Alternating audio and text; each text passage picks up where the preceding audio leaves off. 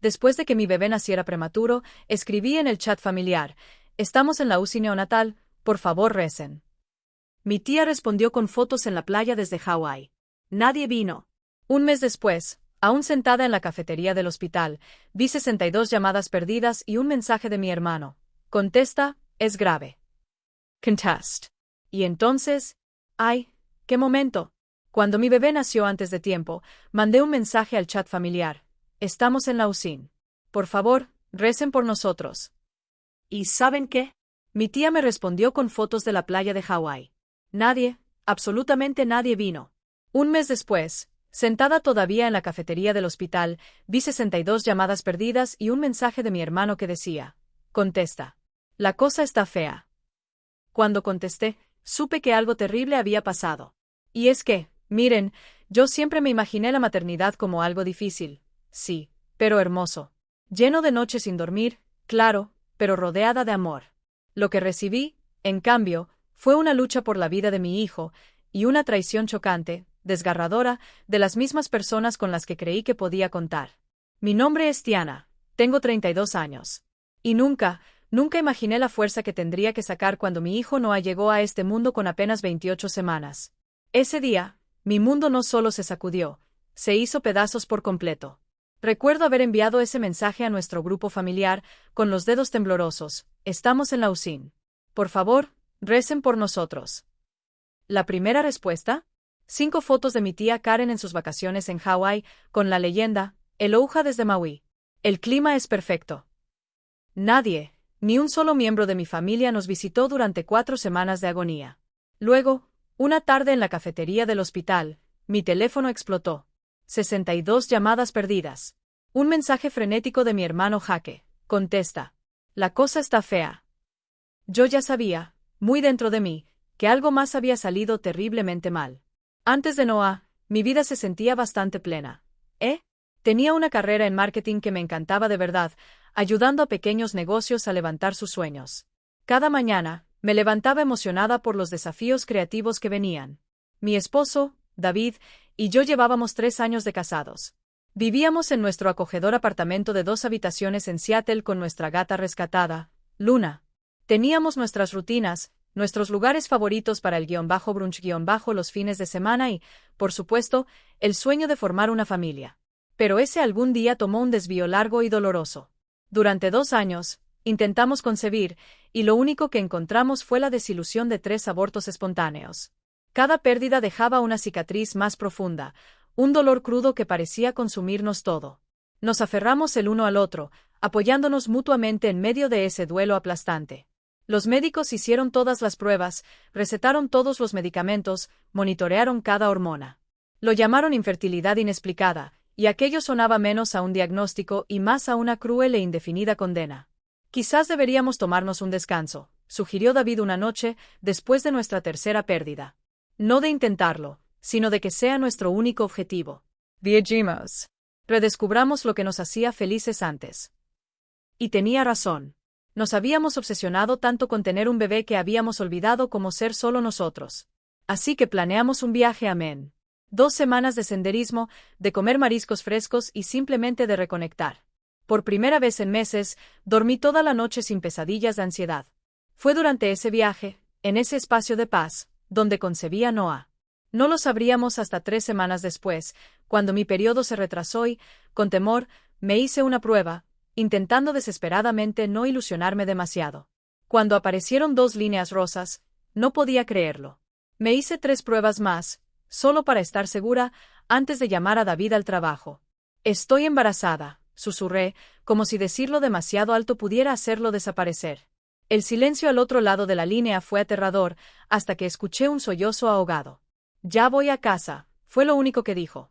Mi relación con mi familia extendida siempre había sido complicada.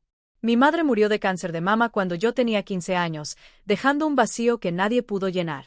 Mi padre se volvió a casar 2 años después con Eleanor, una mujer amable, pero distante. Desarrollamos una relación cordial, pero nunca esa conexión de madre e hija que una anhela. Las hermanas de mi madre, Karen y Betty, tuvieron enfoques muy diferentes hacia su sobrina. La tía Betty se esforzó, invitándome a pijamadas y enseñándome las recetas de mi madre. Pero la tía Karen, Esa era otra historia. Como hermana mayor de mi madre, parecía guardarme resentimiento por razones que nunca entendí del todo. Quizás le recordaba demasiado a mi mamá. O quizás simplemente encontraba defectos en todo el mundo. Todavía llevas esos kilos de más, comentaba en las reuniones familiares. Oh, cuando yo tenía tu edad, ya tenía casa propia, no solo alquilaba. Nada de lo que hacía era suficiente. Mis primos de su lado de la familia siempre eran presentados como el estándar de oro al que yo debía aspirar. Cuando anuncié mi embarazo a la familia durante una cena de domingo en casa de mi padre, las reacciones fueron, en el mejor de los casos, variadas. Bueno, ya era hora. No te estás volviendo más joven, comentó Karen, sorbiendo su vino. Esperemos que este sí llegue a término. Mi padre ofreció una breve felicitación antes de cambiar rápidamente la conversación al reciente ascenso de mi hermanastro. Solo mi hermano menor, Jaque, mostró un entusiasmo genuino, llenándome de preguntas sobre fechas de parto y nombres. No dejes que te afecten, me susurró David mientras conducíamos a casa. Vamos a ser padres increíbles, con o sin su apoyo. Traté de creerle, pero la tibia respuesta de mi familia me dejó un vacío. Durante mi primer trimestre, envié fotos de ecografías a nuestro chat familiar. Mi padre respondía con un emoji de pulgar arriba. La tía Betty ocasionalmente preguntaba cómo me sentía. La tía Karen simplemente ignoraba los mensajes o cambiaba de tema. Para mi segundo trimestre, había dejado de compartir actualizaciones, excepto con Jaque, quien siempre respondía con entusiasmo. Cuando supimos que esperábamos un niño, Jaque inmediatamente envió un pequeño guante de béisbol a nuestro apartamento con una nota para mi futuro sobrino MVP. A medida que mi vientre crecía, también lo hacía mi emoción y mi ansiedad. David y yo asistimos a clases de preparación para el parto, decoramos la habitación del bebé e hicimos planes para mi licencia de maternidad. Todo parecía avanzar con normalidad. A las 20 semanas, nuestra ecografía de anatomía mostró un bebé sano con 10 dedos en las manos y 10 en los pies, y todos los órganos desarrollándose correctamente. Este es el bueno, nos aseguró la obstetra con una sonrisa. Todo se ve perfecto.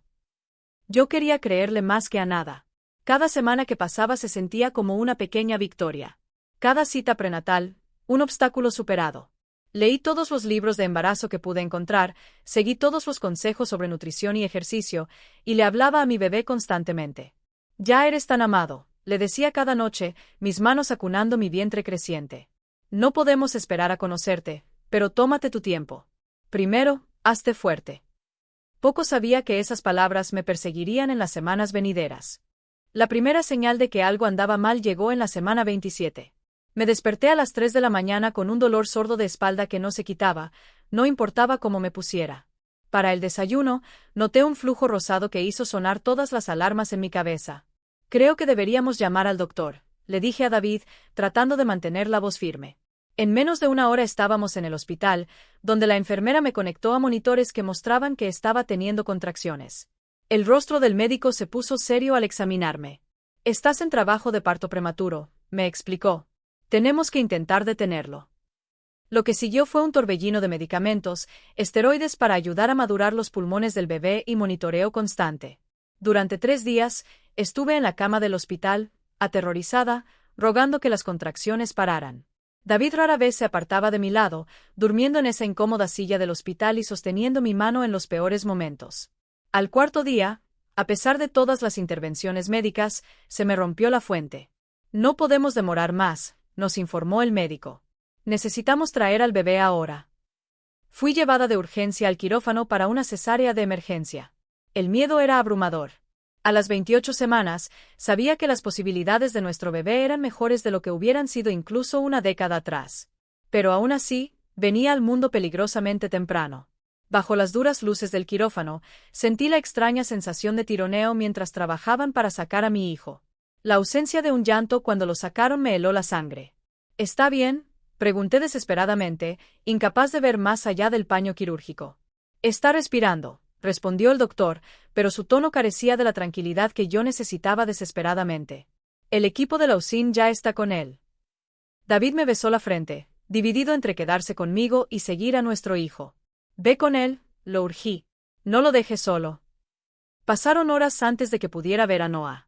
Todavía aturdida por la anestesia y con dolor por la cirugía, fui llevada en silla de ruedas a la unidad de cuidados intensivos neonatals. Nada, absolutamente nada, Pudo haberme preparado para la imagen de mi diminuto hijo. Apenas 1,5 kilos en una incubadora, conectado a más tubos y cables de los que podía contar. Su piel era casi traslúcida, sus ojos cerrados, su pecho subiendo y bajando con la ayuda de un ventilador. «Es tan pequeño», susurré, presionando mi mano contra la barrera de plástico que nos separaba. «Pero es un luchador», me aseguró la enfermera. «Sus signos vitales están estables por ahora». El neonatólogo fue amable, pero honesto sobre el camino que teníamos por delante. «Las próximas 72 horas son críticas», explicó. «Luego, día a día. Probablemente estará aquí hasta cerca de su fecha de parto original, si todo va bien». Eso significaba 12 semanas en el hospital. 12 semanas de incertidumbre. 12 semanas antes de que pudiéramos llevar a nuestro hijo a casa. Intenté asimilar esta información a través de mi confusión de dolor físico y _emocional. Esa noche, sola en mi habitación de recuperación mientras David se fue a casa a ducharse y buscar algunas cosas, saqué mi teléfono. Escribí el mensaje para nuestro chat familiar. Noah David nació hoy con 28 semanas. Pesa 1,5 kilos. Estamos en la UCI y agradeceríamos sus oraciones y apoyo en este momento tan difícil. Adjunté una foto de su diminuta mano envolviendo mi dedo. La única foto que había podido tomar hasta el momento. Luego esperé, con la esperanza de recibir mensajes de apoyo, ofertas de ayuda, cualquier cosa que me hiciera sentir menos sola en esta aterradora nueva realidad. La primera respuesta vino de la tía Karen. Ni una palabra de preocupación por su sobrino nieto luchando por su vida. Ni una oferta de ayuda para su sobrina recuperándose de una cirugía mayor. En cambio, envió 5 fotos de sus vacaciones en Hawái con la leyenda: «Aloha desde Maui. El clima es perfecto». Me quedé mirando mi teléfono, incrédula. Seguramente, había visto mi mensaje. Seguramente, entendía la gravedad de lo que estábamos viviendo. Esperé a que alguien más respondiera, mi padre, la tía Betty, o cualquiera de mis primos para reconocer lo sucedido. Nada. Jaque fue el único que llamó de inmediato. «Lo siento mucho, Tiana. ¿Hay algo que pueda hacer? ¿Necesitas que vaya?» Me derrumbé entonces, sollozando al teléfono. «Es tan pequeño, Jaque. Tengo tanto miedo». «Intentaré conseguir un vuelo para este fin de semana», prometió. «Mamá y papá ya han ido». «Dude». Nadie ha respondido, excepto la tía Karen con fotos de vacaciones. El silencio al otro lado de la línea lo dijo todo. «Eso está muy mal», dijo finalmente. «Llamaré a papá y le haré saber lo grave que es esto». Pero incluso después de la intervención de Jaque, las respuestas fueron tibias en el mejor de los casos. Mi padre envió un mensaje de texto: «Siento las complicaciones. Avísanos si necesitas algo». Ni visita, ni llamada. La tía Betty envió un breve mensaje, orando por el pequeño. Estos hospitales hacen milagros hoy en día. Era como si no pudieran comprender la magnitud de lo que estaba sucediendo. O, peor aún, no les importaba lo suficiente como para intentarlo. David estaba furioso cuando regresó, y le mostré los mensajes. ¿Cómo pueden ser tan insensibles? Esto es de su propia sangre luchando por su vida. Quizás no entienden lo grave que es, sugerí, tratando de poner excusas por ellos incluso mientras mi corazón se rompía. «Los llamaré», ofreció David. Pero negué con la cabeza. «Si quisieran estar aquí, estarían», dije, la comprensión instalándose como una piedra en mi pecho. «Necesitamos concentrarnos en Noah ahora. Él es lo único que importa». Pasaron los días, luego la primera semana, después la segunda, y nadie de mi familia vino a visitarnos. Ni flores, ni paquetes de ayuda, ni siquiera una llamada telefónica apropiada. Solo mensajes de texto ocasionales preguntando por novedades, a los que yo respondía con el último peso de Noah o algún pequeño hito, como que abriera los ojos o que pasara del ventilador al pub. «El nieto de la vecina de mi hermana fue prematuro y ahora juega fútbol», escribió Karen en respuesta a una de mis actualizaciones, como si ese vago consuelo fuera todo lo que necesitaba. Dejé de esperar algo de ellos. En cambio, volqué toda mi energía en estar allí para Noah, aprendiendo a cuidarlo dentro de las reglas de la UCI, extrayéndome leche cada 3 horas, las 24 horas del día, y tratando de recuperarme de mi propia cirugía. La vida en la UCI rápidamente desarrolló su propio ritmo extraño. Yo llegaba a las 8 de la mañana, justo a tiempo para el momento de cuidado de Noah, cuando las enfermeras revisaban sus signos vitales, le cambiaban el pañal y me ayudaban con el método canguro, el contacto piel con piel que era una de las pocas formas en que realmente podía ejercer mi maternidad con mi hijo. La UCI era un mundo ajeno con su propio lenguaje y reglas. El constante pitido de los monitores, el sonido de los ventiladores, las conversaciones susurradas entre el personal médico. Aprendí a interpretar los números en los monitores de NOAA para saber qué alarmas eran rutinarias y cuáles significaban problemas. Podía recitar sus estadísticas diarias como un comentarista deportivo: peso, saturación de oxígeno, frecuencia cardíaca, volumen de alimentación. Las enfermeras se convirtieron en mis guías en este nuevo terreno. María, con 20 años de experiencia, me enseñó a tocar a Noah sin abrumar su delicado sistema nervioso. Y me mostró cómo cambiarle cuidadosamente el pañal entre los cables y tubos. Thomas, el enfermero de turno de noche, con manos suaves, siempre tenía actualizaciones listas cuando llamaba a las 2 de la mañana, incapaz de dormir por la preocupación. «Lo estás haciendo muy bien, mami», me decían, una tranquilidad a la que me aferraba cuando todo lo demás parecía salirse de control. Entre los momentos de cuidado, me sentaba junto a la incubadora de Noah durante horas, leyéndole libros en voz alta o simplemente hablándole con voz suave. Le contaba sobre el hogar que lo esperaba, sobre su papá que lo amaba tanto, sobre la gata que sería su primera amiga. A veces le cantaba nanas, sin importarme quién escuchara mi voz desafinada. Cada 3 horas me retiraba a la sala de extracción, un pequeño espacio con 3 estaciones separadas por cortinas donde las madres de la UCIN se extraían leche para sus frágiles bebés. Allí conocí a otras mujeres viviendo la misma pesadilla. Los gemelos de Sara nacieron a las 26 semanas. La hija de Jessica tenía un defecto cardíaco congénito. El hijo de Mónica tenía síndrome de Down y una obstrucción intestinal. Diferentes circunstancias nos habían llevado a la misma habitación. Nuestros cuerpos producían leche para bebés que apenas podíamos sostener. Mi suegra dijo que debería alimentarlo con fórmula ya que todavía no puede amamantar. De todos modos, confió Jessica una tarde mientras estábamos con nuestros extractores. Ella no entiende por qué me estoy sometiendo a esto. Mi hermana me preguntó si todavía estaba atascada en el hospital todo el día, añadió Mónica, poniendo los ojos en blanco, como si yo estuviera aquí por elección. Estas mujeres entendían lo que mi familia no podía: el profundo dolor de dejar el hospital sin tu bebé. El dolor físico de recuperarse del parto mientras pasaba 12 horas al día en una silla incómoda. El latigazo emocional de celebrar las más pequeñas victorias mientras vivía con el miedo constante a los retrocesos. Formamos un grupo de texto, revisando el estado de los bebés de las demás y ofreciendo apoyo cuando el camino se volvía demasiado abrumador. Se convirtieron en mi familia de la UCIN, unidas por una experiencia que nunca habría elegido, pero que no podía afrontar sola. David hizo todo lo posible por estar presente, pero la realidad se impuso rápidamente. Su empresa solo ofrecía 2 semanas de licencia de paternidad, que tuvo que tomar inmediatamente después del nacimiento de Noah. Después de eso, regresó al trabajo, viniendo al hospital por las tardes y los fines de semana. «Odio dejarlos a ambos», confesó el primer día de vuelta al trabajo. «Se siente mal». «Necesitamos tu seguro médico más que nunca», le recordé, «y alguien tiene que ganar dinero. Las facturas no van a parar porque nuestras vidas se hayan detenido». La realidad financiera de nuestra situación se hacía más clara cada día. Incluso con seguro, el costo de una estancia en la UCIN era astronómico. Cada día agregaba miles de dólares a nuestra deuda médica. Mi propia licencia de maternidad no remunerada había comenzado antes de lo previsto, y con la prolongada estancia hospitalaria de Noah, me enfrentaba a la posibilidad de tener que volver al trabajo antes de que él regresara a casa. David y yo nos reuníamos en la cafetería del hospital para cenar, comiendo comida insípida mientras discutíamos la logística: quién tomaría el turno de la mañana en el hospital, si el seguro había aprobado el último procedimiento, ¿podríamos negociar con mi jefe una licencia más larga? ¿Deberíamos considerar solicitar un préstamo para cubrir los gastos? Estas conversaciones prácticas nos mantenían funcionando, pero dejaban poco espacio para procesar el trauma emocional que estábamos experimentando.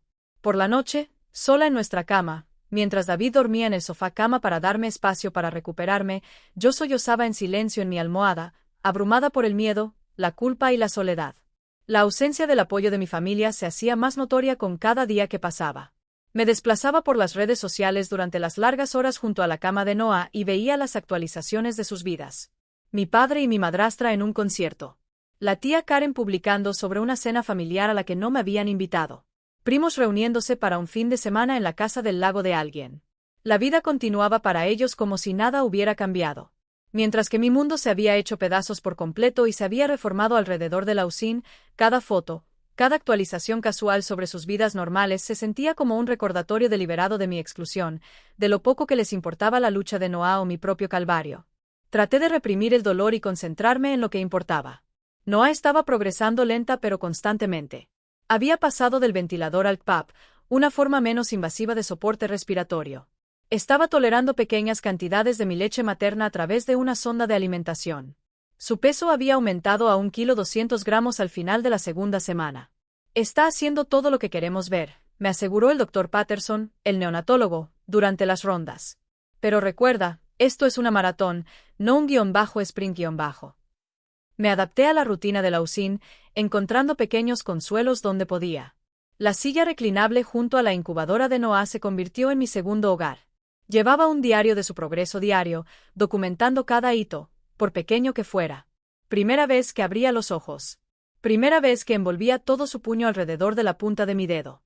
Primera vez que recibía una alimentación completa sin que se activaran las alarmas. Estas pequeñas victorias me sostenían en los momentos más oscuros. Los momentos en que el aislamiento amenazaba con abrumarlo todo. En ausencia del apoyo de mi familia, creé un nuevo sistema de apoyo con profesionales médicos, otros padres de la UCIN y los pocos amigos que se esforzaban por visitarnos regularmente. Para la cuarta semana, Noah ya estaba en una cuna abierta, manteniendo su propia temperatura corporal, un hito significativo para un prematuro. Todavía necesitaba oxígeno y ayuda para alimentarse, pero se fortalecía cada día. Sus rasgos se volvían más definidos, menos ajenos y más parecidos al bebé que había imaginado durante mi embarazo. «Tiene tu nariz», comentó David una noche mientras ambos nos inclinábamos sobre la cuna. Un raro momento en que ambos pudimos estar juntos en el hospital. «Y tu barbilla», añadí suavemente, acariciando la mejilla de Noah con un dedo. «Es perfecto». Estos eran los momentos que hacían que las interminables horas en el hospital valieran la pena. Estos eran los recuerdos que registraba cuidadosamente, sabiendo que algún día le contaría a Noah la historia de su difícil comienzo. Y quería recordar no solo la lucha, sino también el triunfo. El día 28 de vida de Noah, yo estaba ya instalada en la rutina habitual. Las rondas matutinas habían ido bien. Noah había alcanzado el 1,6 kg, un peso que parecía milagroso considerando de dónde habíamos partido. Ya estaba tomando más biberones por boca, una señal prometedora de que la sonda de alimentación podría ser retirada pronto. «Quizás hoy esté listo para su primer baño de verdad», sugirió María, una de las enfermeras, durante el cuidado de la mañana. «¿Te gustaría intentarlo?». Era un hito que yo esperaba con ansias. Las enfermeras le habían dado a Noah baños de esponja desde su nacimiento, pero esto sería diferente. Una oportunidad para cuidar de mi bebé de una manera que se sintiera normal. «Claro que sí», acepté. Después del cuidado de la tarde, con unas horas libres, decidí tomar un verdadero descanso para almorzar. La cafetería del hospital no era precisamente famosa por su excelencia culinaria, pero ofrecía un cambio de aires de la UCIN y la oportunidad de llamar a David con la buena noticia del baño. Encontré una mesa tranquila en una esquina y desenvolví mi sándwich. Al sacar mi teléfono para llamar a David, noté algo extraño. La pantalla estaba llena de notificaciones, 62 llamadas perdidas, 28 mensajes de texto, 9 buzones de voz. La mayoría eran de Jake, con la hora indicando que llevaba horas intentando contactarme. Mi corazón comenzó a acelerarse mientras abría el mensaje de texto más reciente. «Tiana, contesta el teléfono. La cosa está fea». Con dedos temblorosos, le devolví la llamada. Contestó al primer timbrazo. «¿Dónde has estado?». Su voz estaba tensa. «Llevo intentando localizarte toda la mañana». «Estoy en la UCIN, como siempre». Mi teléfono estaba en silencio. El miedo en su voz me encogió el estómago. «¿Qué está pasando?». Hubo una larga pausa antes de que Jake volviera a hablar. «Es la tía Betty. Tuvo un accidente de coche esta mañana temprano. Es bastante grave, Tiana. No saben si va a salir de esta». El mundo pareció inclinarse de lado. La tía Betty, la única pariente, además de Jake, que me había mostrado algo de amabilidad a lo largo de los años. La tía Betty, que al menos había enviado mensajes reconociendo el nacimiento de Noah, aunque no nos hubiera visitado. «¿Qué pasó?», logré preguntar. Un conductor ebrio se pasó un semáforo en rojo, la golpeó por su lado del conductor. Tiene hemorragia interna y una lesión en la cabeza. La acaban de meter a cirugía. La voz de Jake se quebró un poco. «Ahora todos están en el hospital memorial». Papá preguntó, «¿Por qué no estás aquí todavía?». Una risa amarga se me escapó de la garganta antes de que pudiera detenerla. Preguntó por qué no estoy allí. «¿En serio? ¿Qué quieres decir, Jake?». Llevo 4 semanas sentada con mi hijo prematuro en la UCIN, y ni una sola persona de nuestra familia se ha molestado en visitarnos. Ni papá, ni Eleanor, ni la tía Karen, ni ninguno de los primos. Nadie, excepto tú, nos ha llamado para ver cómo estábamos. El silencio al otro lado de la línea me dijo que Jake estaba procesando esta información. Eso no puede ser cierto, dijo finalmente. Ellos decían que te visitaban regularmente. La tía Karen le dijo a todos en la cena del domingo pasado que te había estado llevando comidas y se sentaba con Noah para que pudieras descansar.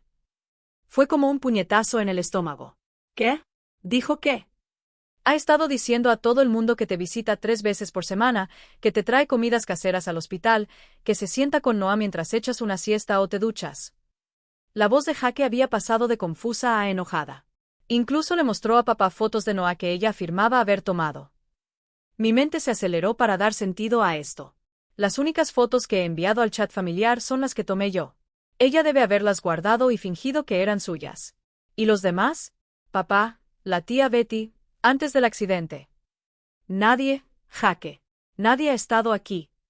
Mi voz se quebró al sentir el peso total de la traición. Todos sabían dónde estábamos. Todos sabían lo grave que era esto, y nadie vino. Pude escuchar el cambio en la respiración de Jake. Podía sentir prácticamente su rabia a través del teléfono. Yo sabía que algo andaba mal. Seguía preguntando por qué no hablaban más de Noah, y Karen siempre decía que querías privacidad, que estabas cansada de que todos te pidieran actualizaciones. Eso es lo opuesto a la verdad. He estado enviando actualizaciones al chat familiar cada pocos días, y la mayoría de las veces, nadie responde. No he estado viendo esos mensajes. Me pregunto si creó un grupo aparte sin mí. Hubo un sonido de movimiento, como si Jake estuviera caminando de un lado a otro. Esto es increíble. Me sequé las lágrimas, consciente de que la gente en las mesas cercanas comenzaba a notar mi angustia. No puedo dejar a Noah para ir al memorial. Él todavía es demasiado frágil, y necesito estar aquí para sus horarios de cuidado. Entiendo. Yo iré, pero Tiana, esto no ha terminado. No pueden salirse con la suya tratándolos a ti y a Noah de esta manera. Después de colgar con Jake, me quedé congelada en la silla de la cafetería, mi sándwich intacto. La magnitud de lo que acababa de aprender era casi demasiado para procesar. Mi familia no solo me había abandonado durante la experiencia más traumática de mi vida, sino que la tía Karen había mentido activamente al respecto, fingiendo ser solidaria mientras me dejaba luchar sola. ¿Por qué? ¿Qué posible razón podría tener para tanta crueldad? Y cómo los demás habían aceptado sus mentiras sin cuestionar, sin molestarse en llamarme directamente o verificar sus afirmaciones. El recuerdo de todas esas noches en las que había llorado hasta quedarme dormida, preguntándome por qué a mi familia no le importaba lo suficiente como para visitarme, ahora adquiría una nueva dimensión de traición. Esto no era simple negligencia. Esto era un engaño deliberado. Revisé la hora, dándome cuenta de que necesitaba regresar a la UCIN para el cuidado de la tarde de Noah. A pesar de la bomba emocional, las necesidades de mi hijo eran lo primero. Tendría que procesar esta revelación más tarde. Mientras caminaba de regreso a la UCIN, mi teléfono vibró con un mensaje de texto de Jake. Acabo de llegar al memorial. Todos están aquí. Te daremos noticias de la tía Betty pronto, y voy a ir al fondo de esta situación actual. Respiré hondo y crucé las puertas de la UCIN, decidida a estar presente para Noah, a pesar de la tormenta que rugía dentro de mí. Él merecía una madre que pudiera dejar a un lado su propio dolor para cuidarlo. Y eso era exactamente lo que pretendía hacer. 2 días después de la revelación sobre las mentiras de la tía Karen, Jake llegó a la UCIN, con el rostro mezclado de agotamiento y determinación. Había estado dividiendo su tiempo entre los 2 hospitales, visitando a la tía Betty, quien seguía en estado crítico, pero había sobrevivido a su cirugía, y viniendo a conocer a su sobrino por primera vez. ¡Ay, Dios mío!, susurró cuando vio por primera vez a Noah en su cuna abierta. Es tan pequeño. 1,4 kilogramos, esta mañana, le dije con orgullo, casi medio kilo más que al nacer. Los ojos de Jake se llenaron de lágrimas mientras tocaba con cuidado la mano de Noah con un dedo. Es perfecto, Tiana. Absolutamente perfecto. La enfermera le mostró a Jake cómo desinfectarse correctamente las manos y los brazos antes de ayudarlo a acomodarse en el sillón reclinable para su primera sesión de contacto piel con su sobrino. Observé cómo el rostro de mi hermano se transformaba de nervioso a asombrado mientras la enfermera colocaba a Noah contra su pecho. Puedo sentir su corazón latir, dijo Jake suavemente. Es tan rápido. Eso es normal para los prematuros, le aseguré. Todo en ellos trabaja a toda máquina. Durante una hora, Jake se sentó inmóvil, con miedo de perturbar al pequeño bebé que dormía en su pecho. Tomé fotos, queriendo documentar este momento de amor puro en medio de todo el caos. Cuando la enfermera vino a poner a Noah de nuevo en su cuna para su próxima evaluación, Jake parecía físicamente dolorido al dejarlo ir. No puedo creer que no lo hayan visto, dijo una vez que Noah estuvo acomodado. No puedo creer que no hayan estado aquí para ti. La ira en su voz coincidía con la que se había estado acumulando en mí desde nuestra llamada telefónica. ¿Qué averiguaste?, le pregunté, llevándolo a la sala familiar de la usina donde pudimos hablar en privado. Es peor de lo que pensábamos, dijo Jake, pasándose una mano por el cabello. Karen te ha estado aislando sistemáticamente de la familia durante meses, quizás años. Después de que anunciaste tu embarazo, comenzó a decirles a todos que querías espacio, que estabas estresada y necesitabas un contacto mínimo. Negué con la cabeza, incrédula. Eso no tiene sentido. ¿Por qué alguien creería eso? Porque lo hizo gradualmente y es convincente. Decía cosas como, acabo de hablar con Tiana ayer y me pidió un poco de privacidad en este momento. Oh, Tiana está abrumada con las visitas. Necesita un descanso. Pero nadie pensó en llamarme directamente. Jake Cispero. ¿Sabes cómo es nuestra familia? La comunicación nunca ha sido nuestro punto fuerte desde que murió mamá. Todos le hacen caso a Karen porque es la mayor y se ha posicionado como la matriarca de la familia. Sacó su teléfono y me mostró capturas de pantalla de un grupo de chat familiar separado del que yo no formaba parte. En él había mensajes de Karen actualizando a todos sobre la condición de Noah, compartiendo las fotos que yo había enviado al grupo de chat original, pero actuando como si ella las hubiera tomado, e implicando constantemente que yo estaba demasiado frágil para visitas o llamadas. Incluso le dijo a papá que le habías pedido específicamente que no viniera porque verlo te recordaría demasiado a mamá y no podrías manejar ese estrés emocional además de todo lo demás, añadió Jake. Eso es una tontería absoluta, dije, mi voz se elevó lo suficiente como para que una enfermera que pasaba nos mirara con preocupación. Bajé el tono.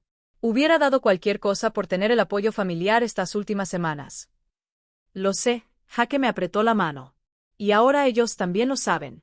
Cuando llegué al memorial y todos preguntaron por qué no estabas allí, les dije la verdad, que habías estado sola en la usina durante un mes, que nadie te había visitado y que no sabías nada de la tía Betty porque nadie se había molestado en mantener un contacto real contigo. ¿Cómo reaccionaron?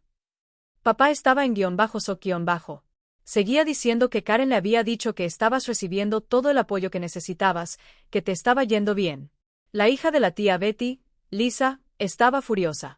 Dijo que Karen le había dicho específicamente que no te visitara porque la usina tenía estrictas limitaciones de visitantes y que tus lugares estaban todos ocupados por papá y Karen. Cada nueva mentira se sentía como otra traición.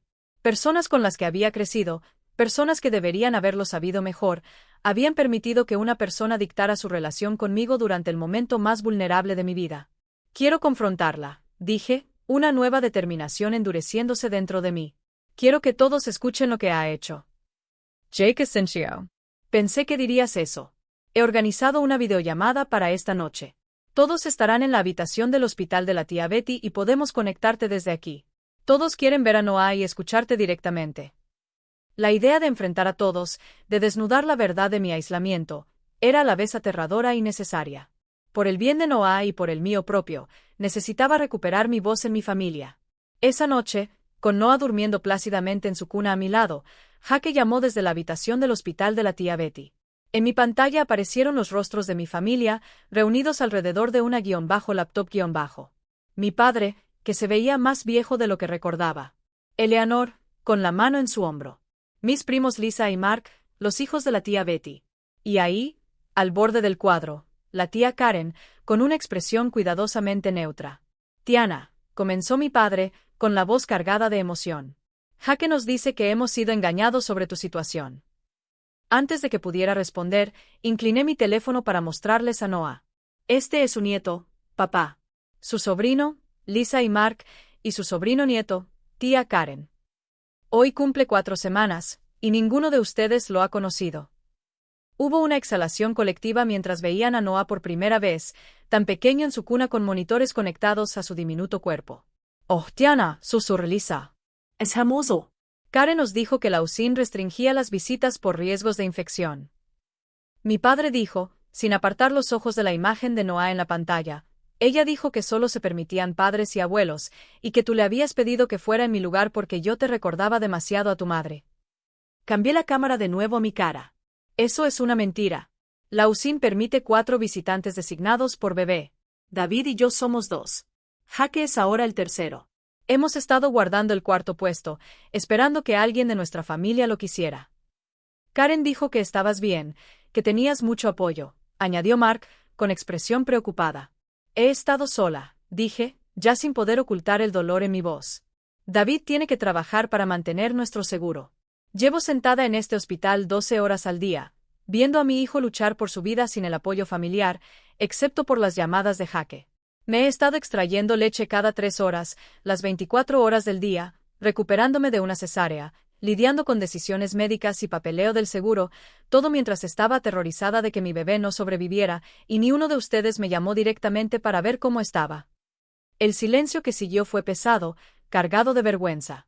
Cada rostro en la pantalla, excepto el de Karen, mostraba __ y remordimiento. ¿Por qué? Pregunté finalmente, mirando directamente a Karen. ¿Por qué les mentirías a todos? ¿Por qué me aislarías cuando más necesitaba a mi familia? El rostro de Karen permaneció impasible. Estaba protegiendo a la familia de tu drama. Siempre has sido una buscadora de atención, igual que tu madre. Siempre la víctima, siempre necesitando que todos lo dejaran todo por tu crisis. La crueldad de sus palabras me dejó momentáneamente sin habla. ¿Cómo te atreves? La voz de Jaque resonó, cargada de ira. El hijo de Tiana está en la USIN. Esto no es drama ni búsqueda de atención. Visité una vez, continuó Karen como si Jaque no hubiera hablado. La primera semana estabas durmiendo, así que no te desperté. Vi lo suficiente como para saber que las enfermeras tenían todo bajo control. No había necesidad de que toda la familia suspendiera sus vidas. Nunca visitaste, dije, recuperando la voz. Ni una sola vez. Si lo hubieras hecho, cualquiera de las enfermeras te recordaría y te habrían registrado como visitante en nuestro expediente. ¿Me estás llamando mentirosa? La voz de Karen se elevó defensivamente. Sí, dije simplemente. Te estoy llamando mentirosa. Le mentiste a todos sobre visitarme. Mentiste sobre que yo pedía privacidad. Mentiste sobre las políticas de la USIN. Y robaste las fotos que envié al chat familiar para fingir que las habías tomado tú misma. Los rostros en mi pantalla se volvieron hacia Karen, quien ahora estaba visiblemente nerviosa. Estaba tratando de evitarle a todos las constantes actualizaciones médicas y el drama, insistió. Nadie necesita escuchar cada detalle sobre cada gramo que gana el bebé o cada resultado de prueba. Esa no era tu decisión, dijo mi padre, su voz más aguda de lo que la había escuchado en años. Eso era para que nosotros lo decidiéramos. Nos quitaste esa elección a todos. Lo que siguió fue doloroso, pero necesario. Uno por uno, los miembros de la familia compartieron lo que Karen les había dicho sobre mí, sobre Noah, sobre la situación. La red de mentiras era tan extensa que tardó casi 1 hora en desenredarse. Durante todo el proceso, Karen alternó entre justificaciones defensivas y afirmaciones lacrimógenas de que solo había estado tratando de ayudar. Al final de la llamada, se habían establecido límites. Mi padre y Eleanor vendrían a conocer a Noah al día siguiente.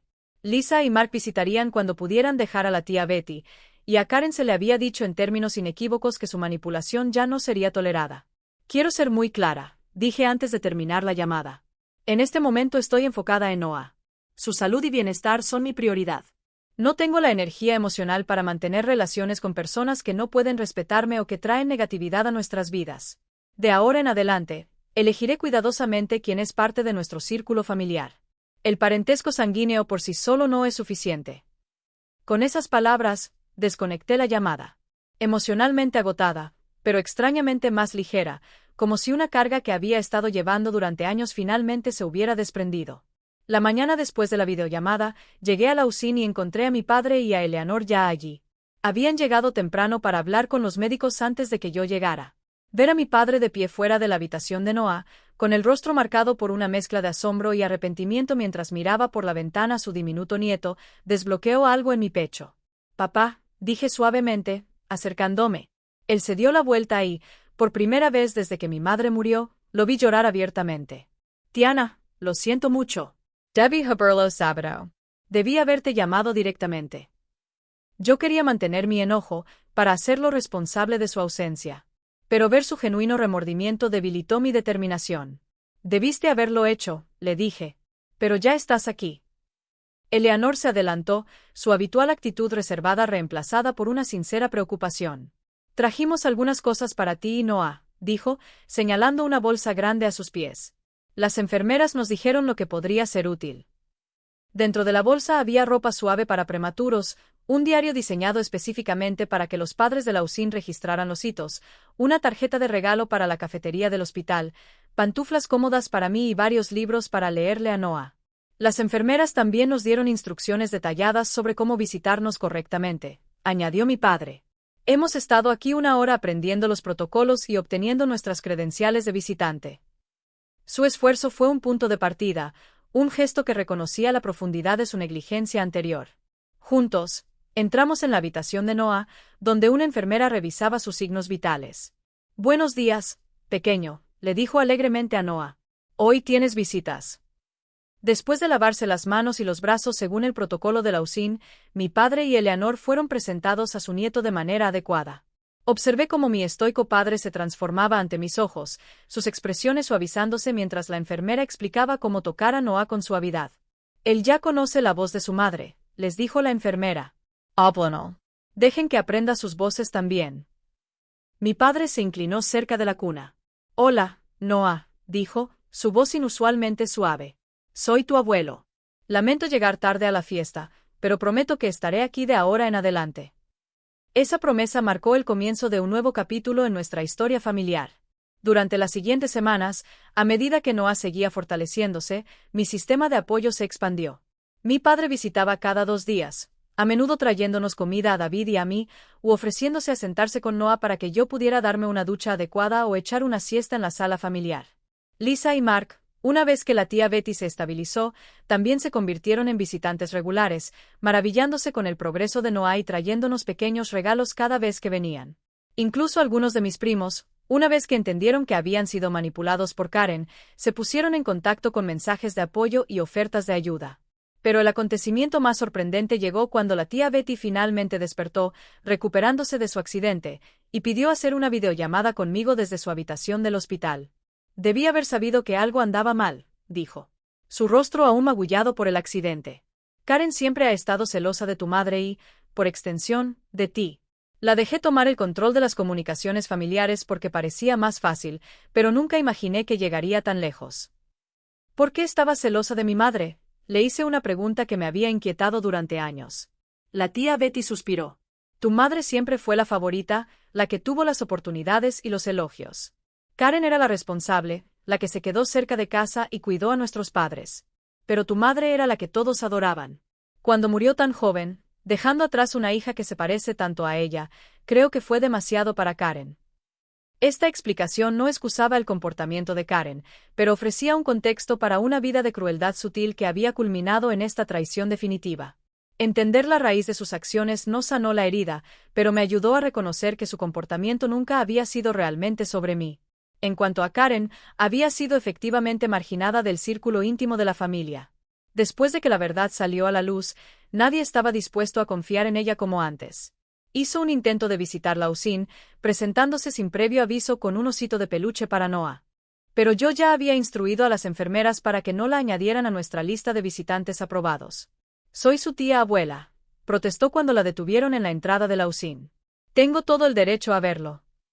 No. No lo tienes, le dije con firmeza cuando la enfermera me llamó a la recepción. Perdiste ese derecho cuando le mentiste a toda nuestra familia y me dejaste sola para enfrentar esto. Las únicas personas que tienen derecho a ver a Noah son aquellas que han demostrado que se puede confiar en ellas para apoyarnos. Se fue llorando, y luego envió un extenso correo electrónico justificando sus acciones y posicionándose como la víctima de una conspiración familiar. Lo borré sin responder. Algunas relaciones no valían la pena salvarse. No cuando constantemente traían dolor en lugar de consuelo. Con el drama familiar más o menos resuelto, pude concentrarme más plenamente en Noah y en su desarrollo. Para su 6ª semana, había alcanzado los 2 kilos y estaba tomando la mayor parte de su alimento por boca. Hitos importantes que nos acercaban a la posibilidad de irnos a casa. Las enfermeras de la UCIN, que se habían convertido en parte de nuestra familia, celebraban cada uno de sus logros con nosotros. Sofía, En particular, había mostrado un interés especial en nuestro caso.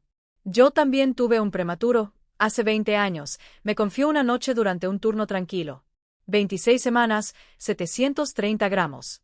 Ahora está en la universidad, estudiando ingeniería. Estos pequeños luchadores crecen para hacer cosas increíbles. Sus palabras eran el estímulo exacto que necesitaba en los momentos más bajos, cuando el progreso parecía lento o cuando Noah sufría retrocesos, como inevitablemente le sucede a todos los bebés de Lausine. Hubo la semana en que luchó con episodios de bradicardia, su ritmo cardíaco caía inesperadamente. El día aterrador en que tuvo que volver a recibir oxígeno después de contagiarse de un resfriado leve de un miembro del personal. El periodo frustrante en que parecía haber olvidado cómo coordinar la succión y la deglución, lo que requirió la reinserción de la sonda de alimentación. A través de cada desafío, mi nuevo sistema de apoyo se unió a nosotros. Los padres de David, que vivían al otro lado del país y no habían podido viajar inmediatamente después del nacimiento de Noah, finalmente llegaron para una visita de 2 semanas, brindando ayuda adicional y dándonos a David y a mí la oportunidad de cenar fuera del hospital por primera vez desde el nacimiento de Noah. Mis amigas madres de Lausine siguieron siendo una fuente constante de consuelo, especialmente a medida que algunos de sus bebés comenzaban a ser dados de alta. La hija de Jessica fue a casa después de 8 semanas con un plan de monitoreo para su condición cardíaca. El hijo de Mónica fue trasladado a un hospital especializado para su cirugía, pero se esperaba que regresara a casa después. Cada historia de éxito me daba la esperanza de que el turno de Noah también llegaría. Y luego estaba Jake, quien había demostrado ser el mejor tío y hermano que podría haber deseado. Se había reubicado temporalmente en Seattle, tomando una licencia de su trabajo en Chicago para ayudarnos a navegar este momento difícil. Nos traía ropa limpia al hospital, se encargaba de las compras y la preparación de comidas para David, y pasaba horas junto a la cama de Noah para que David y yo pudiéramos descansar ocasionalmente al mismo tiempo. Esto es lo que hace la familia, dijo simplemente cuando intenté darle las gracias. Nos apoyamos mutuamente pase lo que pase. Fue un recordatorio profundo de lo que debería ser la familia, en marcado contraste con lo que había experimentado de gran parte de mi familia extendida durante la mayor parte de mi vida. En el crisol de este viaje en Lausine, el verdadero significado de la familia se estaba redefiniendo ante mis ojos. Tenía menos que ver con el parentesco sanguíneo y todo que ver con quien elegía estar a tu lado cuando la vida era más difícil. A medida que la fecha de alta de Noah comenzó a parecer una posibilidad real en lugar de un sueño lejano, me encontré reflexionando sobre cómo esta experiencia me había transformado. La mujer que había entrado en Lausine 7 semanas antes, aterrorizada y abrumada, había sido reemplazada por alguien más fuerte, más asertiva y más clara sobre sus prioridades. Había aprendido a abogar ferozmente por mi hijo, cuestionando las decisiones médicas cuando era necesario e insistiendo en explicaciones que pudiera entender. Había encontrado el valor para establecer límites con miembros tóxicos de la familia, priorizando el bienestar de Noah y mi propia salud mental por encima de la obligación o la tradición. Había descubierto reservas de fuerza que nunca supe que poseía, soportando semanas de incertidumbre y miedo sin desmoronarme. Lo más importante es que había aprendido que la familia era algo que podías elegir y crear, no simplemente heredar. Los lazos forjados en Lausine con otros padres, con enfermeras compasivas, con mi firme hermano y mi padre, ahora presente, eran tan reales y valiosos como cualquier otro definido por la genética. Después de 8 semanas y 3 días en Lausine, Noah finalmente recibió el alta para irse a casa. Con 2 kilos 300 gramos, todavía era diminuto en comparación con los bebés a término. Pero había cumplido todos los criterios para el alta: mantener su temperatura corporal, alimentarse constantemente por boca, ganar peso de manera constante y respirar sin ayuda. La mañana en que nos preparamos para salir del hospital estuvo llena de emociones contradictorias. Alegría y emoción, sin duda, pero también ansiedad por cuidarlo sin el apoyo constante del equipo médico. Los monitores que habían rastreado cada latido y respiración no vendrían con nosotros. Una perspectiva que era a la vez liberadora y aterradora. «¿Estás lista para esto?», me aseguró María mientras nos ayudaba a recoger las cosas de Noah. «Has estado entrenando durante 8 semanas. Conoces a este bebé mejor que nadie». El personal de Lausine nos había preparado a fondo, insistiendo en que tanto David como yo demostráramos dominio en todos los aspectos del cuidado de Noah antes de que se considerara el alta. Habíamos aprendido RCP infantil, cómo reconocer los signos de angustia, cómo administrar las vitaminas y los suplementos de hierro que necesitaría, y las técnicas de alimentación precisas que mejor le funcionaban. Aún así, dejar la red de seguridad de Lausine era desalentador. ¿Qué pasa si algo sucede?, le pregunté a David la noche antes del alta mientras preparábamos la habitación del bebé en casa.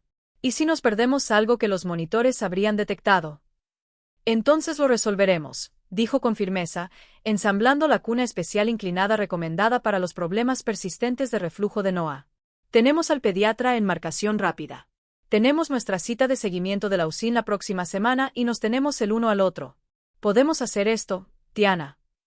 Su confianza reforzó la mía, y por la mañana me sentí lista para dar este siguiente paso en nuestro viaje.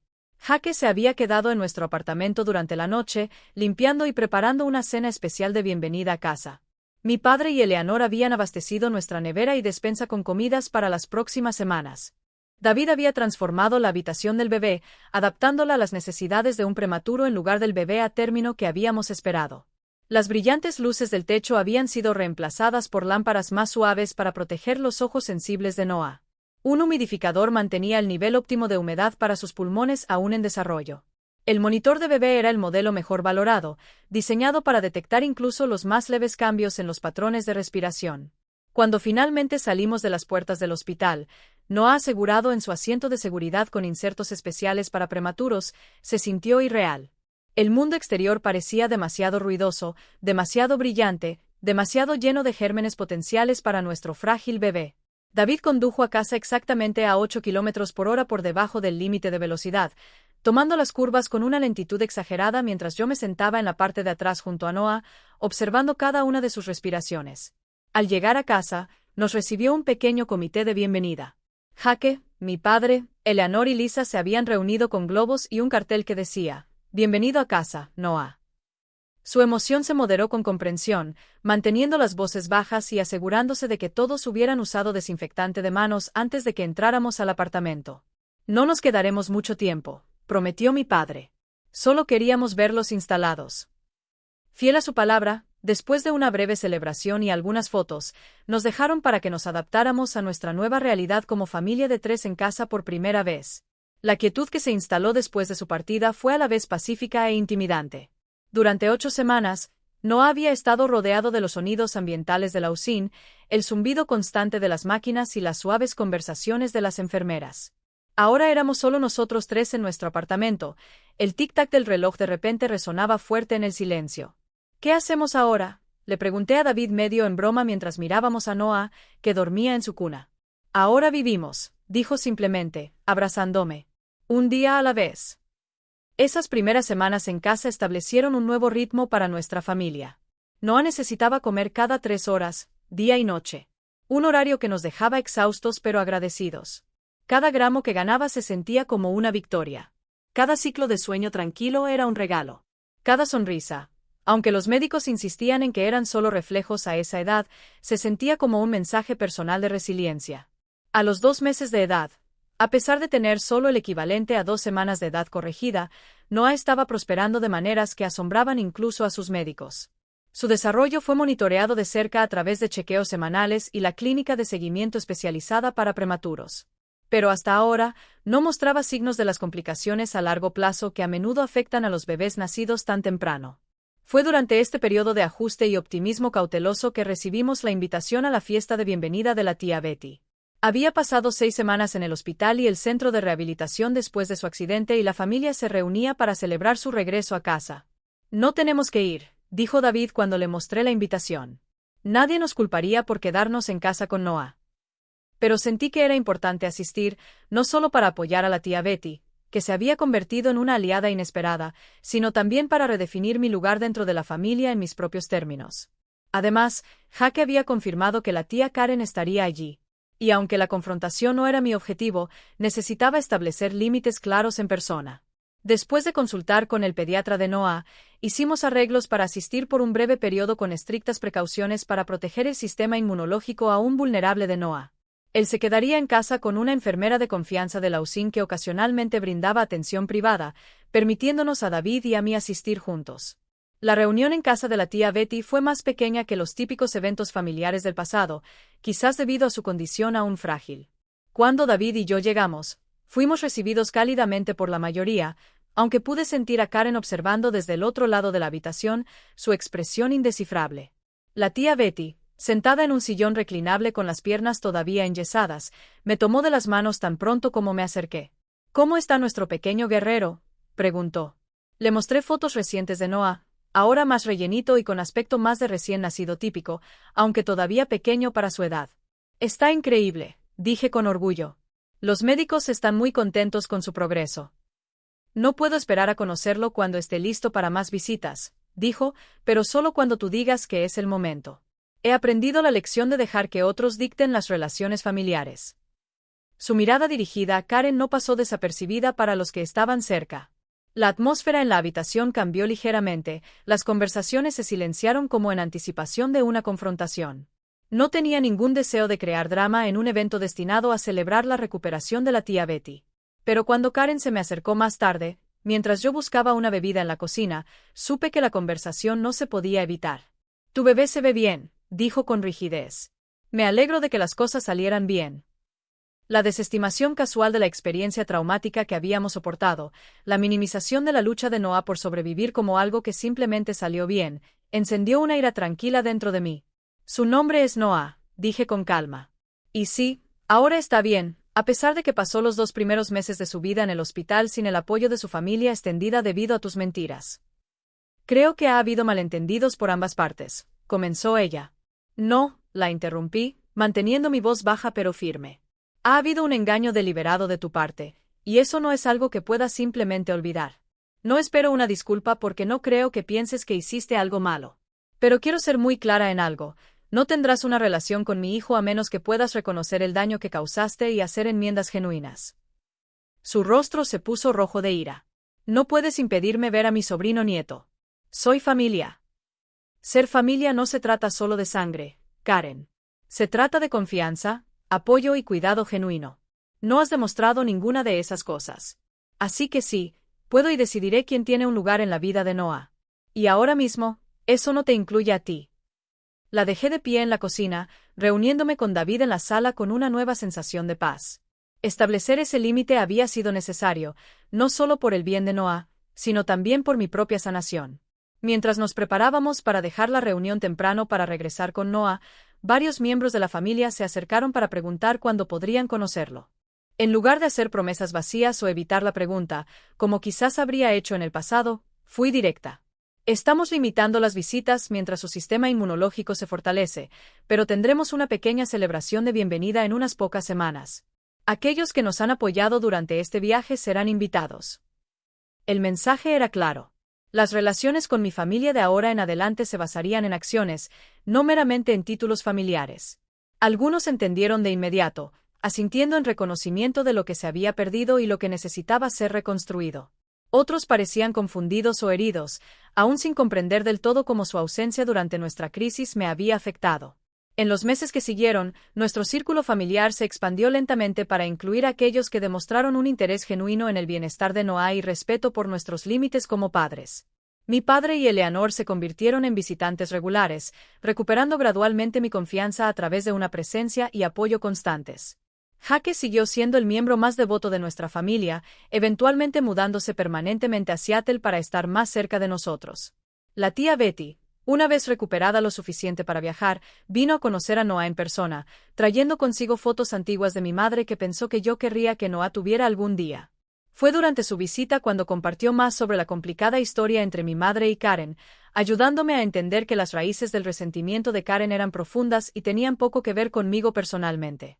No excusa lo que hizo, enfatizó la tía Betty, pero a veces entender el porqué puede ayudar a dejar ir el enojo, incluso si nunca permites que esa persona regrese a tu vida. Tenía razón. Aunque mantuve el límite con Karen, negándome a fingir que todo estaba bien por el bien de la armonía familiar, gradualmente liberé el enojo que había cargado. Era una carga que no podía permitirme mientras criaba a un hijo que necesitaba toda la energía positiva que pudiera brindarle. El primer cumpleaños de Noah, celebrado tanto en su fecha de nacimiento real como en su fecha de parto esperada, como es costumbre para los prematuros, fue una celebración de más que solo su vida.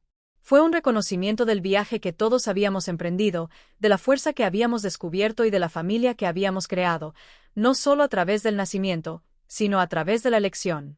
Mirando a las personas reunidas en nuestro hogar, vi a las enfermeras de la USIN que se habían convertido en queridas amigas, a los otros padres de prematuros que habían recorrido el camino junto a nosotros, a mi hermano que había estado a mi lado cuando otros no, a mi padre, que se había ganado su regreso a nuestras vidas, y a David, mi compañero en todo esto, sosteniendo a nuestro hijo de 1 año, que ahora prosperaba.